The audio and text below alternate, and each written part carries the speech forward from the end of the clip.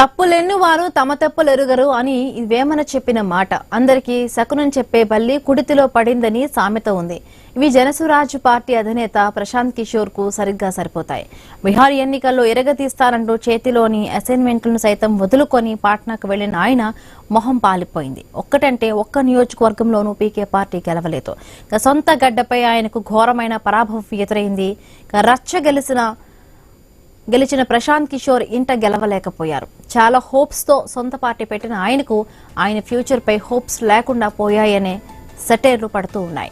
మోదీ నుంచి మొదలుపెట్టి బెంగాల్ మమతా మీదుగా స్టాలిన్ వరకు ఎంతో మందిని అధికారంలోకి తీసుకొచ్చారు.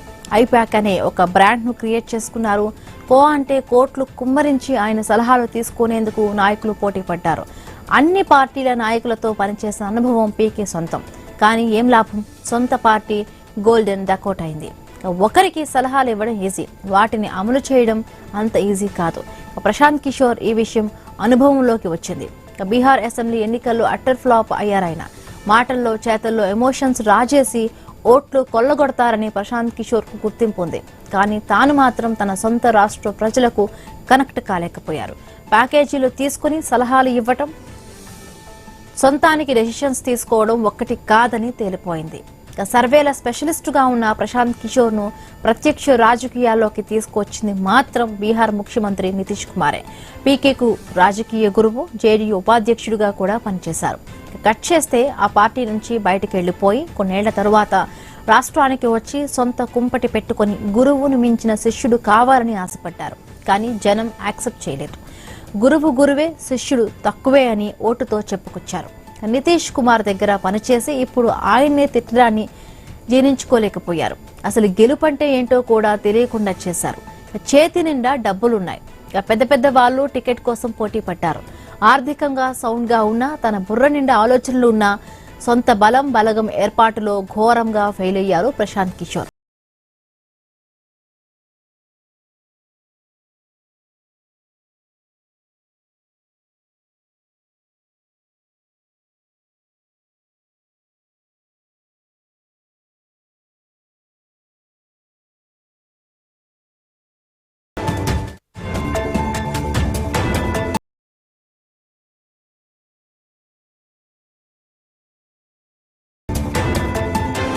బీహార్ కు ప్రత్యేక హోదా సాధించడమే తన లక్ష్యంగా చెప్పుకోవడం సెల్ఫ్ గోల్ అనే చెప్పుకోవాలి.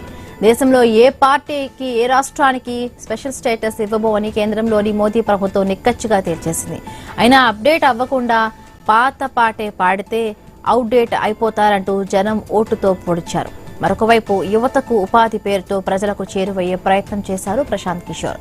కానీ మాస్ ఇమేజ్ లేకపోవడం, మాస్ కు చేరువయ్యేలా వాయిస్ లేకపోవడం ఆయనకు పెద్ద మైనస్లు. అందుకే ఎక్కడ వేసిన గొంగలి అక్కడే అన్నట్టు జీరో నుంచి హీరో అవ్వాలనుకున్న పీకేను జీరోగానే ఉంచారు ప్రజలు. What next? ప్రశాంత్ కిషోర్ ఏం చేయబోతున్నారు? ఒక్క సీటు కూడా గెలవని జనసురాజ్ పార్టీని ముందుకు నడిపిస్తానంటూ బీహార్లోనే ఉంటారా? ఎన్నికల వ్యూహకర్త అవసరం ఉందని ఎవరైనా పిలిస్తే ప్యాకేజీ తీసుకుని వెళ్లిపోతారా?